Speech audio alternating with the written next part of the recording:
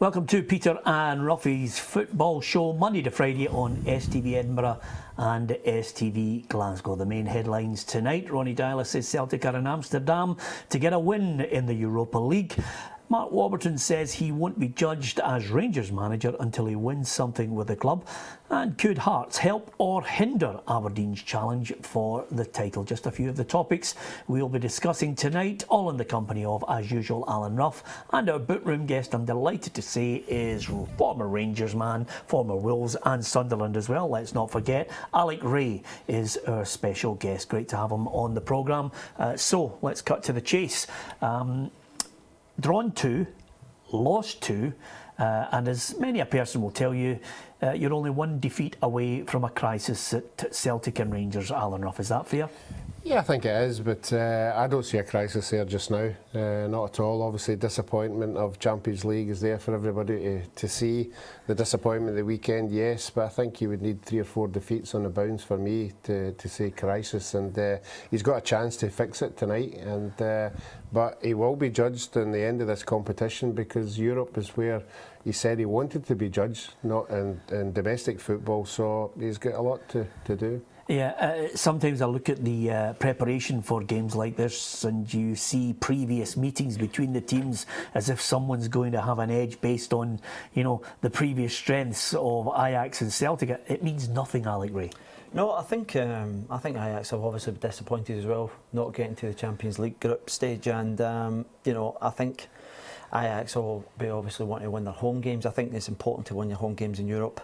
However, you know, you see some of the last couple of games with Celtic, you know, it's a new back four tonight as well. So if I was in the Ajax camp at the moment, I would feel relatively confident going into tonight's game. Yeah, and a former Rangers man in charge there, Frank de Boer. Again, he's looking forward to it. He says that British clubs always like to play a similar style of football to the one he's adopted at Ajax. But it's two teams not as strong as they once were. I mean, even the Celtic side that defeated Ajax by 3-1 all those years ago in the qualifiers for the Champions League, it had Sutton, it had Larsson, it had Alan Thompson. I don't think the Dutch league is as strong as it once was either. You know, I think they obviously get good fan base. They have an ethos in terms of they like to pass the ball about, and I think if you look historically over the years, there's always been a free-flowing style to the Dutch game. You know, they always, you get guys that scoring 25 goals, they go to a more competitive Spain, Italy, Germany, the Premier League, and they don't quite do it as much. All the emphasis on that thing. So defensively they're not particularly great, but they do try and play the football in the right manner. Yeah, absolutely. In fact, I think the last, the one that springs to mind that was able to score goals for fun in Amsterdam, Ruffy, and then score them for fun elsewhere is Ibrahimovic. He's the one that sticks out in my mind. But as Alex said, on the point of, I was laughing at the back page headlines from Scott Brown saying a crisis was when they had Tony Mowbray. Slightly disrespectful to Tony Mowbray, but you could see his point. Yeah, I think so. I'd like to think it was tongue in cheek, but it doesn't come over that way. You know, when you're the Celtic manager, I think you've got to answer these kind of questions responsibly. And if it was just a sort of a throwaway line, it was a cheap one. And he really should, you know, if he's going to go into press conferences, remember who he is. He's the Celtic captain. Yeah, if Ronny Deila didn't know what it was all about, he certainly knows now, Alec, about the pressures, you know, of fans who expect to see victories, who I think some Celtic fans are caught in, you know, this Celtic should be the champion. Comes with even more pressure for the manager. Yeah, I think one of the statements last year that Ronnie made was that he was judged me in a year's time. Now, he's had 3 cracks at the Champions League qualifying stages and hasn't quite made it, so there's obviously a disappointment there goes with it, and then the pressure starts mounting on the back of Sunday against Aberdeen. Then obviously this puts more pressure on him going into tonight's game. I didn't quite read the papers today, but you're suggesting that he says that he would go there for a win. I think he would take a point right now and get out of Dodge, and then obviously it's a game Good for Celtic, I think, to start it all off, Ruffy. Yeah, it certainly was. But it's amazing, Celtic 3 weeks ago, as to where they are now, the team selection is all over the place. It's not a settled back four, it's not even a settled midfield. And Lee Griffiths is up front himself, doing a power of running with no support. You've got Johansson, the player of the year last year, who, in my opinion, hasn't kicked a ball. So it's a desperate game tonight, so the players really have to unite together and get a result, because everybody's waiting and something happening with the goals that they're losing. Ruffy was saying earlier on, not about a crisis, but there's some signs there, Peter, that are not particularly great. You look at the defensive set plays, not particularly good. Haven't seen the highlights on Sunday's game against on Sportscene about some of the balls just getting delivered into the box, the freedom they were getting, they were concerns for us as well. And there's been one or two things been leaked in the press or been said in the press recently, firstly with John Collins and then the disappointment for Malmo, and they're just little things that are starting to creep up. They need to get that contained. Obviously Scott's come out and says about a previous manager. Whenever I heard Rangers players come out and speaking about Ali McCoist last year, I used to cringe at it. I used to think this is just not acceptable, and the manager in charge should go, we're not talking about previous regimes. Because I always think it looks bad. I think you deal with your problems in front of you, not look back and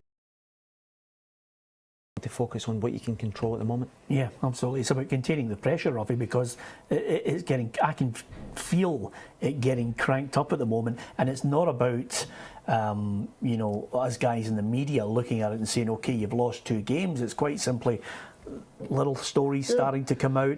Aberdeen winning games consistently. Disappointment of not getting into the Champions League. It's all starting to come home to roost. Yeah, well, the thing about it is, when you're not winning games, then questions need to be asked. And people start looking at stats all over the place, and certainly the stats as they are now aren't good reading. But the only way to put that right is winning a game. And then everybody has to back off. Yeah, absolutely. Okay, next point I want to get your thoughts on, Alec, is the Mark Warburton. It's all rosy in the garden on the pitch, certainly for the Rangers manager, and today he says, I won't be judged until I win something with the club. Is that a fair comment? Yeah, listen, see the thing is, I think for me, I think it's a formality now. They're averaging 3.8 goals per game. One of the criticisms you could probably label at Rangers now is they're not being as ruthless, because the amount of chances they're creating in games are like numerous. I seen Tavernier play against Alloa a couple of weeks ago. I've never seen a fullback have it. They must have had about 10 shots at goals. So they could be a wee bit more clinical. The style and the brand's good stuff. I think they'll probably waltz the league relatively comfortable. But the pressures and the challenges will come next year for Mark Warburton. Obviously he's going to compete in a couple of cup competitions this year. I'm really looking forward to St Johnstone next week, because that's when people start judging. If they can start turning over Premier League opposition, then they'll go, oh wait a minute, this is a wee bit better. Because as it currently stands now, the level of competition, and it's not Rangers' fault, but the level of competition isn't it's not really a competition competitive, because the resources that Rangers have. Yeah, and with that in mind, I mean, you're probably better placed to judge than anyone. You've watched the debacle at times from the previous couple of seasons when there's been poor performances or the way they've played football. What do you make of this current side? I actually really enjoy watching them playing. I actually like the kind of flexibility. They've got players who rotate in the middle of the park. The wide guys come in, frees up the flanks for Wallace and Tavernier to get forward. So the actual style and the brand of football is really good to watch, and that's resulting in opportunities, chances, and they're just steamrolling teams at the moment. So I actually like the blend, and without getting too far ahead of ourselves, if he can take that into next season, add 4 or 5 better quality players, then they'll be a wee bit more formidable, I'm sure. Is it too much pressure, Ruffy, to suggest that even in the Championship, Rangers should be looking at a bit of silverware like the Scottish Cup? Well, I think they're going to have a cup before that, the Petrofac Cup. And I know people look at it, but when you're a new manager, if you go to the final of that, and you win it, and you're parading it, and the fans are there, that'll be his first test of what Rangers is all about. They want to win trophies, and it might only be the Petrofac Cup, but it's a beginning, and the fans will see it as that, as the first silverware for a long time. We'll see when you look at Falkirk last year. I was at the Scottish Cup final against Inverness, and latterly in the second half they looked as if they were the ones that were going to go in and win it, and then they got hot with the counter-attack. But what I will say is, for me, Rangers are better placed than Falkirk were there. So, you know, a cup run is not beyond Rangers this season. Okay, we'll get more from Alec Ray in the next part of the programme. We're going to talk about players rowing in the dressing room. It's football, you know, you've got a winning mentality when the players are ready to have a good shout at each other, or possibly even more. We're going to talk about Hearts and Aberdeen as well.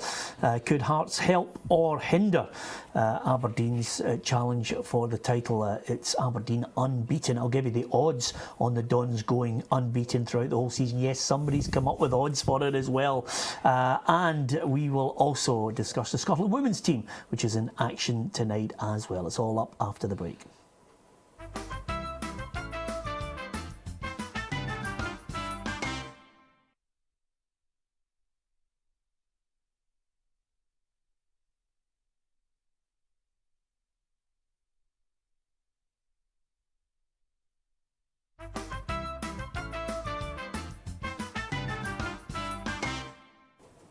Welcome back to Peter and Ruffy's Football Show. Monday to Friday you can join us on STV Edinburgh and STV Glasgow at 6:30. On tomorrow night's programme we will discuss in detail the after effects and the fallout from Ajax against Celtic. But in the next part of the programme, what about Hearts against Aberdeen? It's a sellout. That's a real indication, Alec Ray, of how the fans are responding to the football these two teams are playing. Yeah, but I think you have to give Hearts credit. You know, they've taken on from last season. They've sold pretty much their allocation of season tickets, and they're playing full houses. You know, it's a success story. And one of the things I like about Hearts is it's a club that looks relatively stable from the boardroom to the director of football, management team, and then the team's obviously doing a delivery, and then the fans play their part. So it just proves that if you've got a bit of harmony throughout the club, then you can achieve good things. Yeah, I think that's a key point that he's just highlighted there, Ruffy. You know, everything is in place now. That, you know, if you get winning games as well, and they're playing football the right way, they'll respond. Even the setbacks, they were always going to have maybe one or two defeats that would just rock them, because they certainly didn't experience too many of them last season. No, but you're right. You know, as a player, you just want to come in and train and play football. You know, you don't want to hear what's going on upstairs or what's happening in the boardroom. You want to concentrate, and it is a distraction, there's no doubt about that. A lot of players will say, oh, I don't know what's happening, you know, behind the scenes, but you actually do, because you're reading the papers and you're meeting the people that they're talking about. So when there's nothing like that happening, you've got a free zone to concentrate on playing football. That's when you get the success. Yeah. Now, will Hearts hinder or help Aberdeen's challenge for the title? Because I'm looking here, and amazingly there are odds, Alec, on the Dons going unbeaten for the rest of the season. Take a stab at what you think it might be to go unbeaten for the whole season. 1,000 to 1. Ruffy? 500 to 1. 375 to 1. The odds at the moment for the Dons to go through the entire season unbeaten. Okay, I'm sure I'm not going to upset too many Dons fans by saying that ain't going to happen. I was going to say I'll get 1,000 to 1, but I thought I better not. Just not my luck. In case everybody steams in on it. But again, I think that's great. I mean, that's the point we want. We want to see the Aberdeens, the Hearts coming in there and and making that challenge, because, as Ruffy pointed out earlier on the week, the challenge from the Dundee Uniteds and the Mothers has disappeared.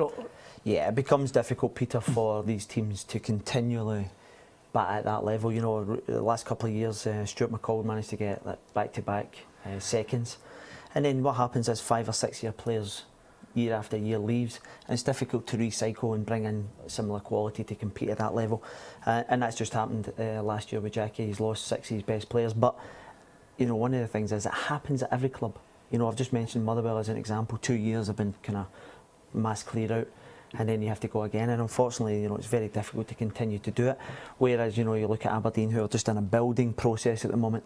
Hearts have continued, they've added a few, but I think the saving grace for Hearts is that because of the fan base that they have, they'll probably have as good a budget as most teams as well. You know, averaging 15, 16,000 at the moment, so they can afford to go and attract that little bit of quality, which allows you to compete at the top of the table. It's a good game at the weekend because we're talking about teams being tested. We're talking about Rangers tested again. This is a test for both of them.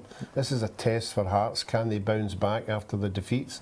This is a test for Aberdeen, going down to play possibly the team that we all think should end up third. So both of them will be getting into that game. The competitive in that game with everything surrounded it is going to be a fantastic atmosphere. It's a big one for Hearts. Now, they've obviously lost a couple there. They've obviously got the Dons at the weekend. I think they play Celtic after that. So, you know, from going for the 5 wins, then it gets a wee bit more trickier. So they'll be wanting to get back to winning ways. Yeah, and I suppose you more than anyone will be, if you were playing now, you'd be thinking to yourself, big games, bring them on one after the other. That's the way footballers want to do it at the top level. To be honest with you, Peter, you want to play the top games all the time. They're the ones that stir you up, Ruffy. You know, when you're going, you're playing against the top teams. It was because the expectations when you go in with the greatest respect, the teams you're playing at the bottom, everybody's saying it's a formality, it's a given, but you still have to compete and win the games. But it's the big ones that get you kind of motivated. Yeah, I'm going to ask you a question which many people would think would appear stupid, but I've had a long line of them, so I'm not really worried.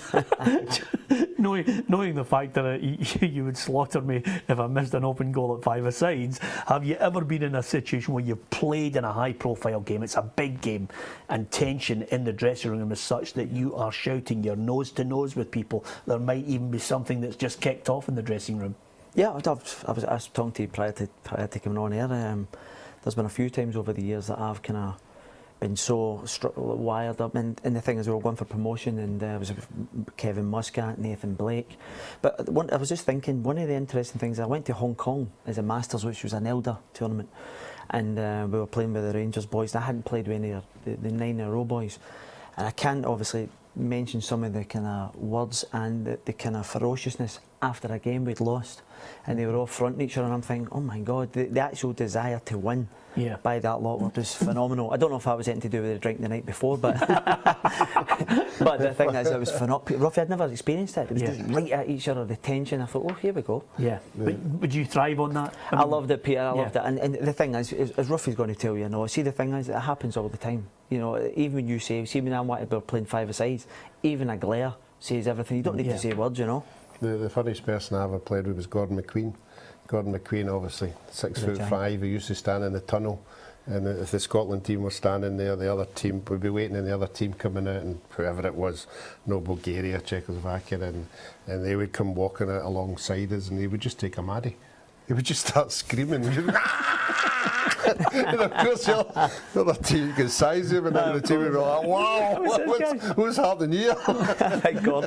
But the reason why I mention it is because obviously James Tavernier's mentioned some of the Rangers players were unhappy with their performance against Dumbarton. They won the game, but it wasn't quite at the standard that they've been used to, so they were all shouting at each other, and I think that in itself, you know, sends out a positive message. If you've got a standard, you want to try and keep maintaining that. If you drop below it, somebody will let you know. I think the important thing about this is, Peter, is see, when someone's having a go at you, as long as it doesn't kind of carry on into training the following week, or you hold a grudge and you become personal on that, I think if it's done in the right manner, I think it's a terrific thing. How do you see Hearts Aberdeen going?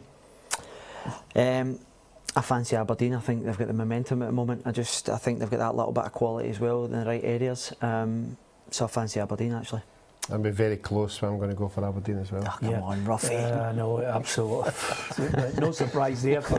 Please, some of the Hearts fans who are throwing things at the television right now, I'm going to tip. I'll tip Hearts for the draw. There you go. There you go. No, Aberdeen for the draw. No, Hearts for the draw. Can I go for? I'm going to go for the Jambos. There you are, for an upset. You should have stuck with your first prediction. You've jinxed it already. That's another good point, actually. I tipped Dunfermline to go unbeaten the entire season. Look what happened there. Talking of European football now, before we finish, Chelsea got a win. Fine, but English clubs are finding it tough in European football right now, Ruffy. Arsenal couldn't get it last night either. Yeah, I know Chelsea won quite convincingly in the end, but they didn't look good at all. You know, against moderate opposition, the chances that they created were there for everybody to be seen. And again, they're another team you know, who seem to be all over the place as well, with quality players. Now, you wouldn't have thought that. I thought Arsenal were unfortunate with the sending off. Yeah, I think they looked as if they could have got something out of that game with the chances they were making, but the sending off just turned that for them. Yeah, if you do get a chance, you should actually just have a wee look on the UEFA website for Alessandro Florenzi's goal for Roma against Barcelona, which is absolutely out of the top drawer.